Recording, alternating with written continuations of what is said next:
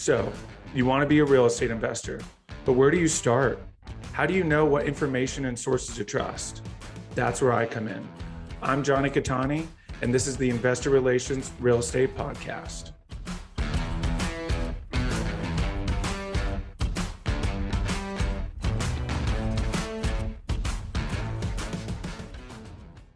Hey guys, real quick, before we start, go to investwithcattani.com and download my free ebook, Is Commercial Real Estate Recession Proof? Now to today's show. What's up, guys, and welcome to another episode of the Investor Relations Real Estate Podcast. I'm your host, Jonny Cattani, and I'm joined today by Scott Reib. Scott is known as America's legal coach. He's the official Zig Ziglar small business lawyer, a Ziglar Legacy certified trainer, and he has over 20 years of experience as an attorney. For the last 2 decades, Scott has been helping business owners, entrepreneurs, coaches, and service providers to shatterproof their business and succeed in the professional world. Scott is a firm believer that seeking legal advice doesn't have to be intimidating or expensive if we treat lawyers like primary care doctors instead of ER doctors. Through his subscription-based access plan and books like Making Legal Simple, Scott is making great strides in shifting that perspective. Scott, welcome to the show. Hey, Jonathan, thanks for having me. Absolutely. Like I mentioned, very excited to talk. Love this new model that you're bringing out. But before we do, let's kind of start at the beginning. You know, what made you choose this field of law? You know, I graduated from college in 1991, right? So I'm dating myself a little bit.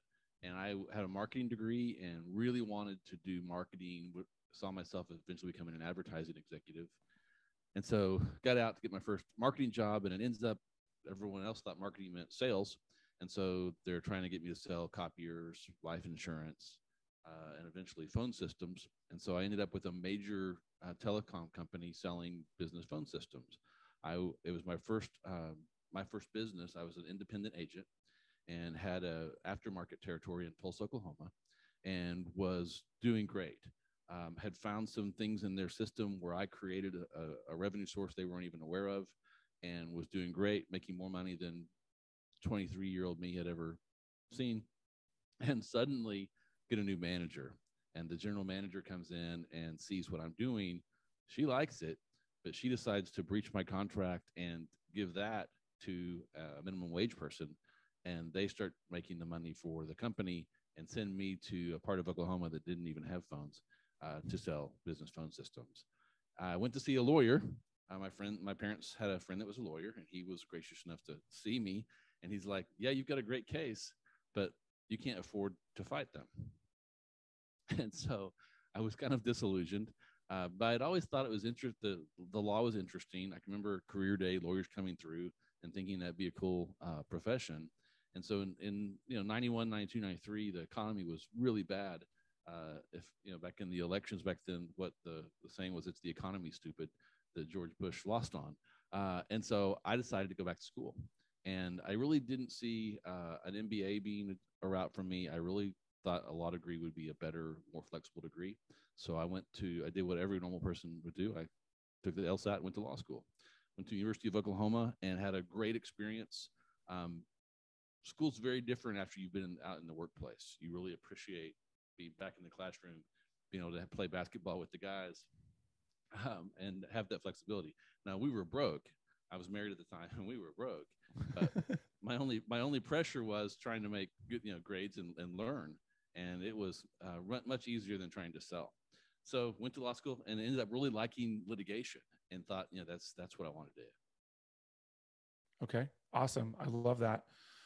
Quite the story. So you didn't even initially go straight into law school, which actually seems to be pretty common amongst lawyers. I have a few friends who, 5 years after they graduated, going to law school, kind of something triggers it, kind of similar to yours. So that's really awesome.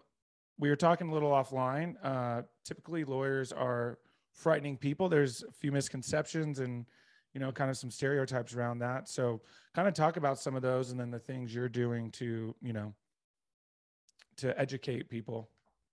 Yeah, right. I mean, there's the typical stereotypes that you see on TV of ambulance chasers, the Texas hammer here, I don't know. They've got other ones, other places probably. But then you have the other side of it is that if you're going to hire a lawyer, it's really expensive. And then they traditionally bill you by the hour. Well, that's nice, except if they determine that, then they can work as long as they want to solve your problem, or they can solve it efficiently. If they solve it efficiently, they don't make as much money. So you have this conflict. And I think business owners especially are very aware of that conflict. They're having to watch their budgets, their bidding projects, for instance, and have to do it for whatever they bid it. And then the lawyers don't have to do that. They can just bill it for whatever they want. It doesn't make sense. And so they don't call lawyers, and instead they wait until they get in trouble. Instead of calling and saying, hey, I'm about to do this deal. Would you look at it with me and tell me where are the pitfalls? What should I avoid? How can we do it better? Instead, they dial a friend, Google it, and they just make the mistake. And then they come in and say, get us out of trouble. And we usually can get them out of trouble, or at least make it better, but it's really expensive. And at the end, they're upset again.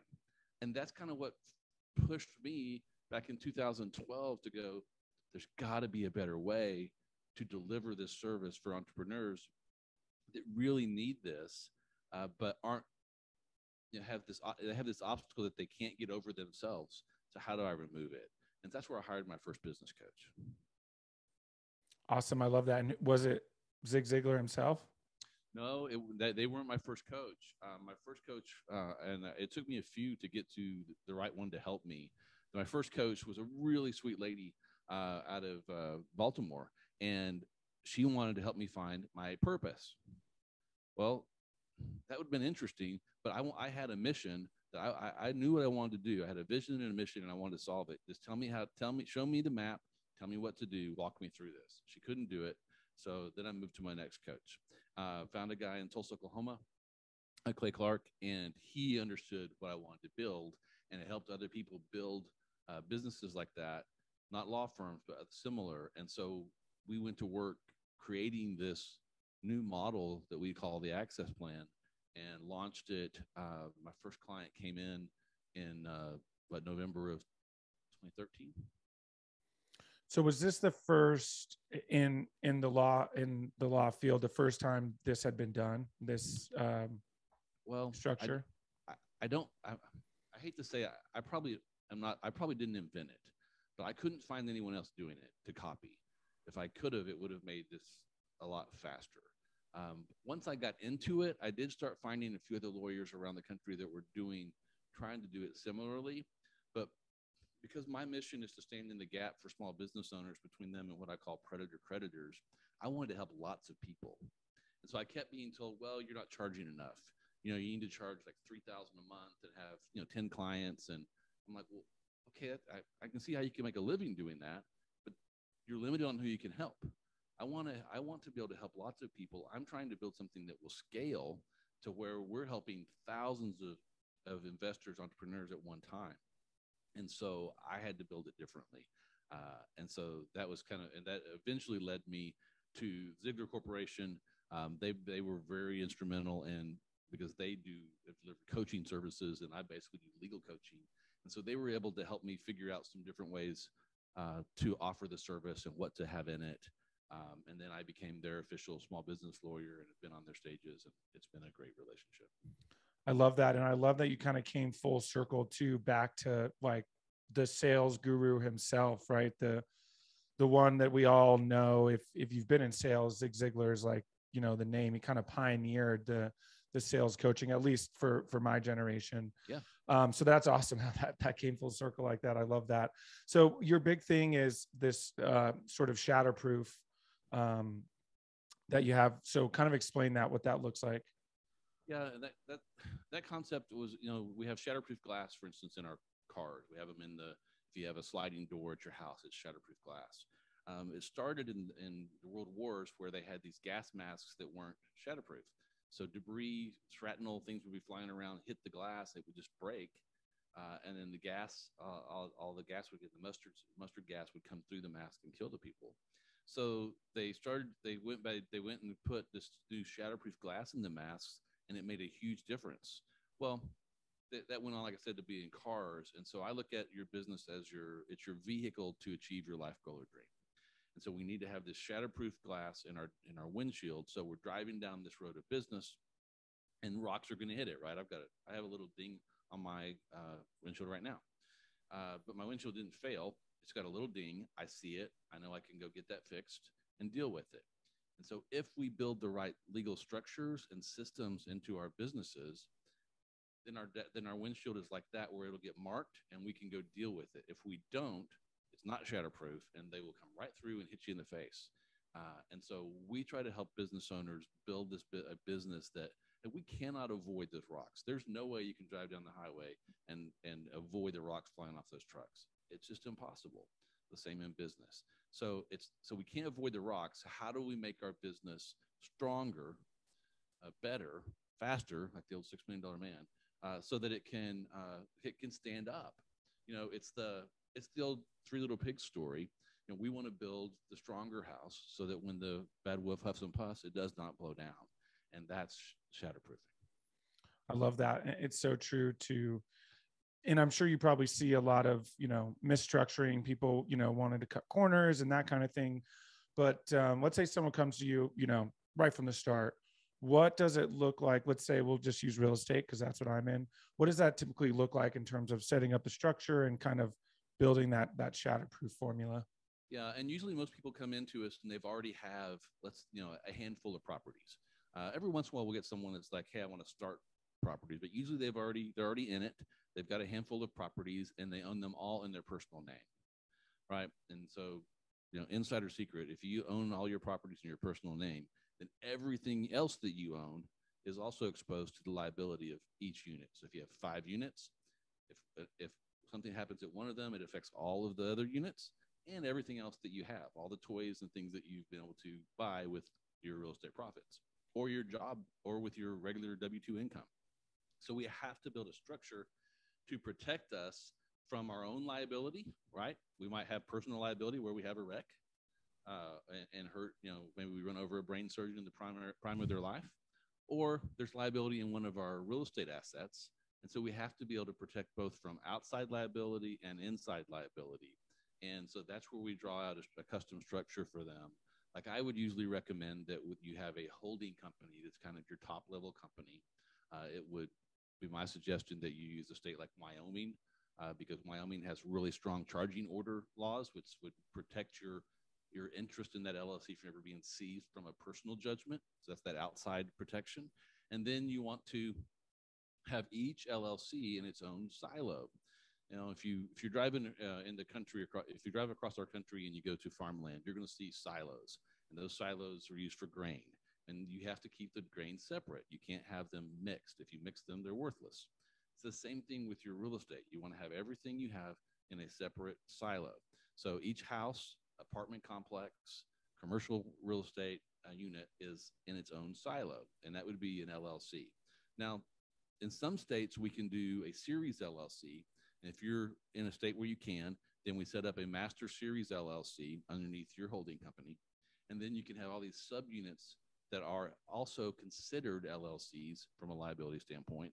And it's really easy and quick to set those up.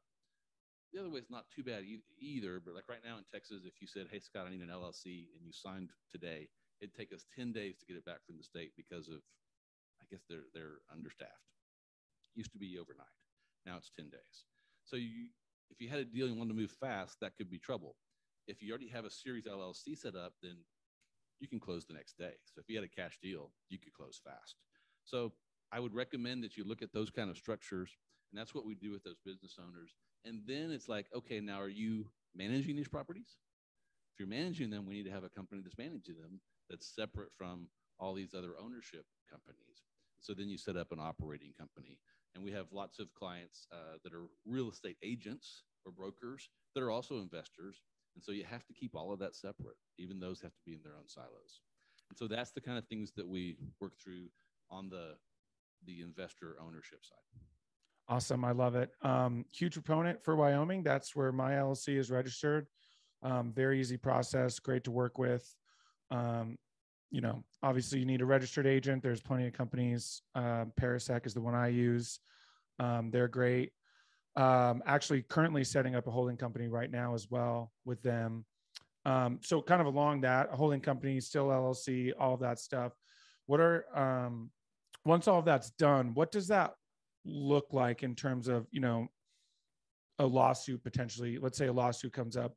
What does that look like in that charging order and those things that, the other attorney kind of has to look at and be like, okay, we don't really have anything here. What does that structure do in terms of protection?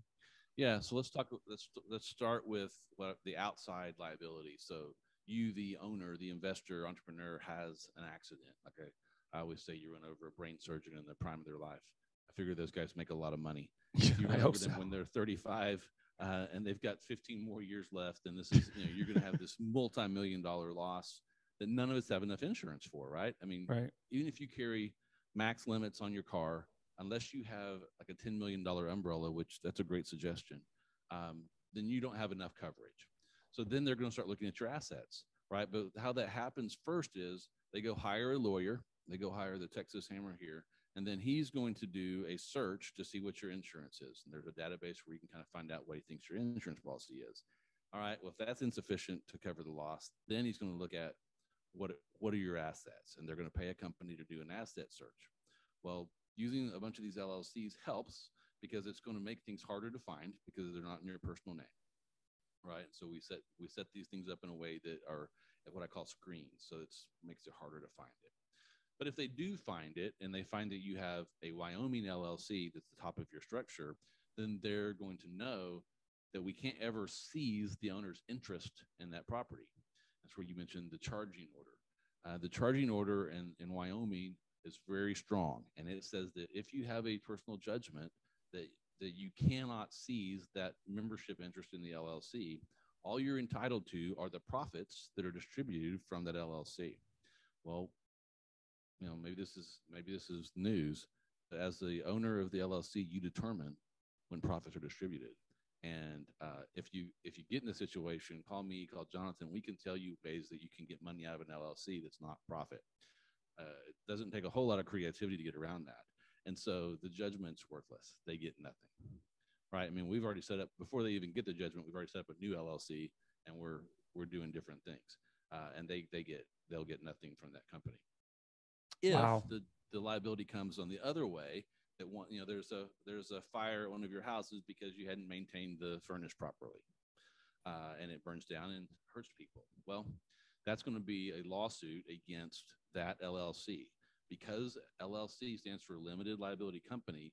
That's the limited liability is that the member or the owner of the LLC is not liable or responsible for the debts or obligations of that LLC. So you don't get sued personally there. The LLC gets sued, and so that asset is at risk. You'll have it insured. We all carry pretty good homeowners insurance and property insurance, so there'll be an insurance company that will defend it, and you just let that's all by itself. It's in that silo, and it just sits there, and they fight over it, and when it's done, then you can decide whether you need to bankrupt that entity or if you're going to pay the judgment. Wow. That's incredible, and speaks to how important this shatterproof concept and asset protection really is, especially, as you take on more assets, right? That's more liability, whether you're doing single family, whether you're buying, commercial real estate, especially commercial real estate. That's just that many more units, that many more, people potentially you're dealing with, and why it's that much more important. So what are some things then, I know that Texas is one place that has the Series LLC. Is that correct? That's right. You don't have to live in these states. Like I don't live in Wyoming, so you don't need to live in these states. You can still register your LLCs in these states, correct? Yeah, you can. But if they're actually doing business, so if you're a brick and mortar business in another state, you would have to register it as a foreign entity. Each state has a little bit different ways of doing that, and reach out to me and we can help you do that, or get with your lawyer. But yeah, you can form it wherever you want to. Wyoming's popular, Delaware's popular, Texas isn't as popular as it used to be because our charging order laws aren't as strong as they used to be. But you can still, if you need a series, we can find the right state to do it. You mentioned earlier the registered agent, and that's super important.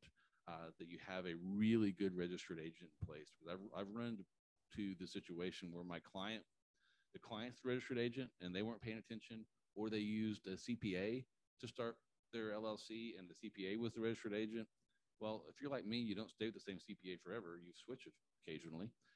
And he'd switched twice and never updated his registered agent. And that CPA was ticked that he'd left, didn't tell him about the lawsuit. What he found out was the sheriff showed up to seize all his assets. Right? So if you use someone professional, like the company you recommended, we have a company that we have a partnership with for all of our clients so that they can have a professional registered agent. All your companies are on one portal. You can see what's going on. They're going to make sure they work 24/7, 365, right? So they can tell you if something happens. Super important. The other thing is we can set up this really great structure, and I'm speaking next week on this. One of the things I've learned in a case that we just finished up 2 weeks ago was that you've got to file your annual reports. Now, every state but Ohio requires a report of some sort. If you don't file that report, there's going to be something bad happen. Either they're going to be penalties, monetary penalties you'll have to pay, or they will default your entity. Your franchise will go into default. And in most states, when it's in default, you're now liable for whatever happens during that time period. So if you fall asleep at the switch, let your entity default, sign a contract during that time, and then later revive it because you just got around to it, and then you get sued. The entity can defend itself, but you are also personally liable if that lawsuit is lost for what happened in that gap. Now that's, in Texas, you have to file a no tax due report. Almost no one I know pays any actual corporate tax, but you have to file that report. And if you don't, they default it for failure to pay franchise tax, even though there was no tax due. It's happened to almost every entrepreneur I know. Something happens in life and you miss one, but it's super important. We had a client that was sued for $1 million because of a contract that went bad, 4-year lawsuit. You only worry about that when you actually have the million, but he had to sweat it all the way through. We were able to get a zero verdict for him, but everything he had was at risk and on hold. And he had some bad things happen in his life that it was very understandable why it didn't get filed. But you don't want that to be up to you. Have a good registered agent, have a good lawyer, CPA on your side that's taking care of that stuff, because you can go to all this trouble and set up this shatterproof structure and it can all go away like that. So you mentioned the tax form. What are some other things that need to be filed that we need to be paying attention to? That's the biggest thing. And you want to make sure you're maintaining the registered agent properly.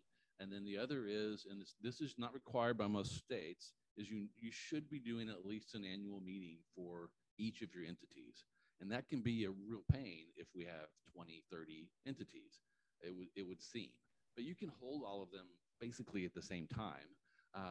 Go on a short trip, go get a cup of coffee and sit on the beach, and just if you're the only member, then just kind of do your annual planning, look through all your entities. Hey, have we filed the annual reports?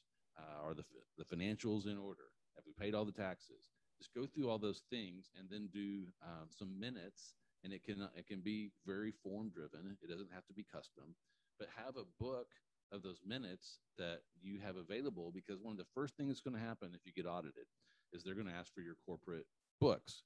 And they don't mean your QuickBooks. They want to see your corporate records to see if you actually are an entity and qualify for the tax statuses that you've been taking. And most people freeze, they don't have them. And they're then having to go call the emergency room lawyer and get it all fixed and made up. So don't do that. Keep up with it and get with your CPA and tax advisor, because there's some ways you can do that, like on trips, and make that event tax deductible. One of the great things about being an entrepreneur is you can take things that would normally be tax neutral and make them tax deductible. You've just got to be smart about it and have good advisors so that you know that you're doing it the correct way. Like, I want to know where the lines are and I want to get close to them. I don't want to cross them, but make sure you know how to do those things in a tax advantage way. And those are the main things: is registered agent, make sure it's current, always file your annual report, and do some sort of minutes for each entity that you have. And that the minutes is just like an annual, like one time is really what they're okay. Yeah, I mean, if you've got partners, then I would probably meet. I would think you should meet quarterly. Okay. And again, it can be a Zoom meeting, a phone meeting, and you don't have to like write everything down that you talk about. You can do at the end of it a unanimous written consent that these are the things we talked about, and then everyone sign it, and you're golden. And so what I'm understanding is if you're like, if all these are single member LLCs and you're the member of all of them, one meeting can cover all, even if you have 30 Sure. LLCs. Yep. You just Awesome. you would sign a document that is identical except for the company names for each one of them. Easy enough, but so important. Yep. And sounds like easily something that can slip through the cracks, as you kind of mentioned. Yeah, but the first thing they look at, so that's good to know. So what are some other things, as we move through that we can do as you start to grow and scale? Maybe you're starting to bring on partners. What are some things we can do to continue to protect ourselves? Yeah, so a lot of people have these LLCs in place and they don't have operating agreements. You should have one. If you don't, the state has one for you, and in whatever their LLC or corporate code is, they'll have one on how you run it. But it's not. You never want the government in charge of how your business runs. So have an operating agreement, even if it's just you, and then make sure that it works for you. That you like that it says annual meetings and not monthly or quarterly. And then if you have partners, make sure everyone understands what's in that agreement and that you're actually following it. So if something requires a vote, you're actually taking a vote, and there's documentation of it. If you're adding people to it, that you're following the procedures for adding a member to the LLC, or if you're getting rid of one. Another big thing that I see in multi-member ventures is they don't have good buy-sell language in place. Almost every operating agreement I see has something. There's a little part of it that covers it, but it's not enough. If you've got a major asset, let's say you went in on an apartment building with 10 other people, and one of you dies. Now you're in business with someone's wife or husband, maybe, or maybe it's their kids or some long lost heir. That's not the plan. That's not what you want, because if you make a capital call, you want the person that had the funds and was responsible. So you want to have stuff. How do we deal with death? How do we deal with divorce? How do we deal with bankruptcy? How do we deal with fraud? If something comes up like that, then we want to have a very good way of how do we get someone out? How do we compensate them? How do we evaluate the asset or the company? And then what do we have to pay them? And that's a 50+ page document usually. And then you probably want to meet with an insurance person and make sure that we're covering the death issue properly with some cash, life insurance that can put some cash into it. And that's a big thing I see multi-member ventures not doing, especially not soon enough.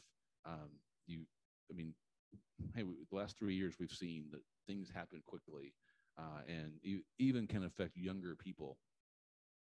And so you need to be planning for those things. It's a certainty is you'll either become incapacitated and then die, or you're just going to die. Those things are going to happen. And so, as smart business people, we need to be planning for those. And that's not stuff you can really do on your own, right? I can't, if I need a root canal, I don't know for sure. I can't, I don't know how to do that. I can't x-ray. I can't do it. I have to go to the dentist. And you really need to get with a professional that understands your business and can walk you and your partners through that process in a way that makes sense, so you understand what you're doing.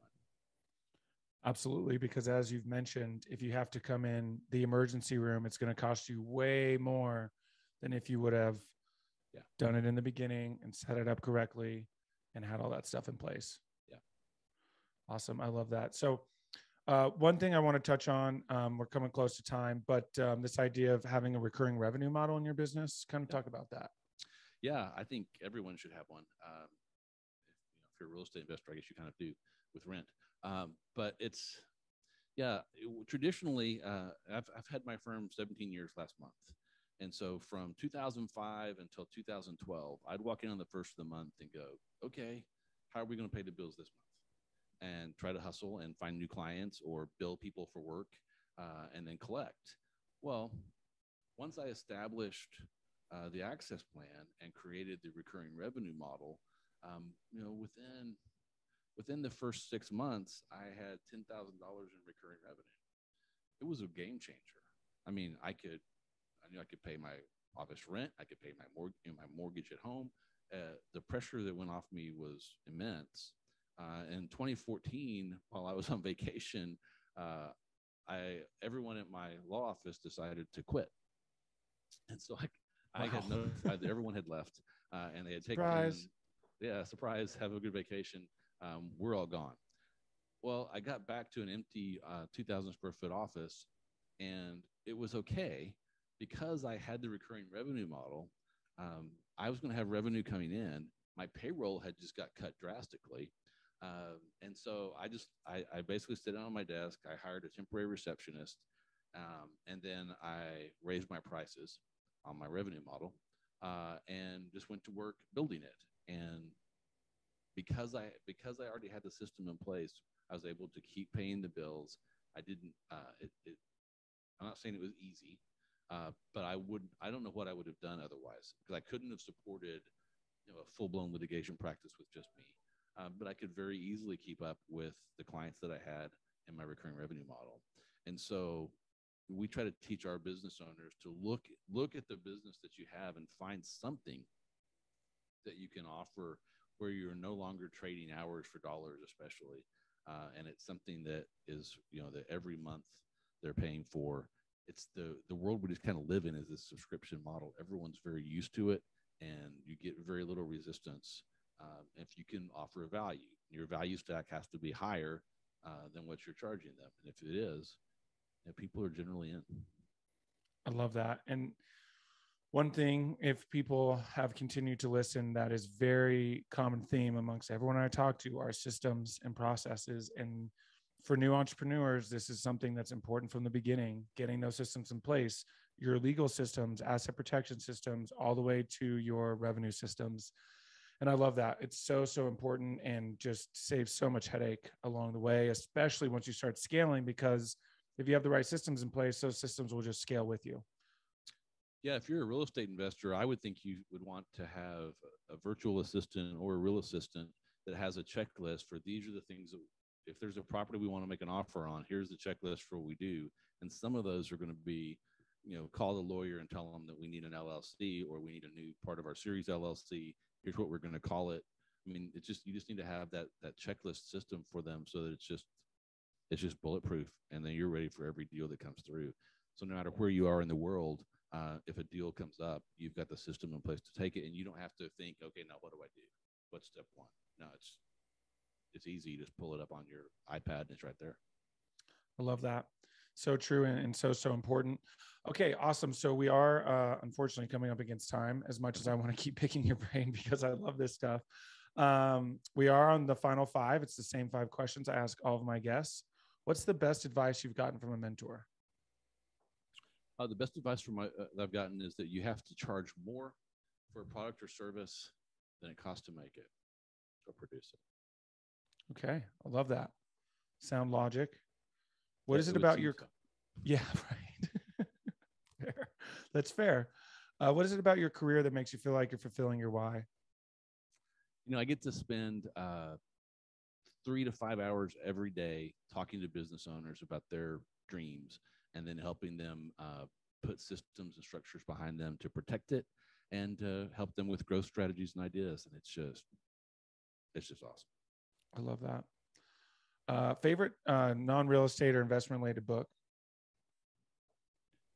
Non-real estate. My favorite book is still Gerber's E-Myth Revisited. It was a big part of what launched me on this journey. Okay. I don't think I've heard of that one. You have to check it out. What's it called? Michael Gerber's E-Myth Revisited. E-Myth. Okay. It's all about systems. Ooh, I'm hooked already. And if you could have any superpower, what would it be? I was expecting that. Yeah, I'd be able to predict the future. Love that one. That would be huge. Awesome. And what's the best way for people to get a hold of you, especially, they want to use your services? Yeah, we've created a special page. My website is Reeblaw, REIBLAW.com. And we'll go /investor relations. If you go there, we've got a special offer just for the listeners where they can download my book for free. And you can even schedule a 20-minute laser legal coaching session. It'll be with me, not with someone on the team, to just kind of throw around what you're doing and see if we can be of any value. That's going to be the easiest way to get with me. You can also find me on Instagram at the Scott Reib. Awesome.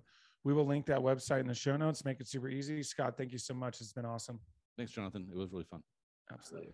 Hey guys, thank you so much for watching today's episode. I hope you really enjoyed it. Listen, I know it's cliche and you hear it all the time, but please don't forget to like and subscribe to the channel so you know when the next video is coming out.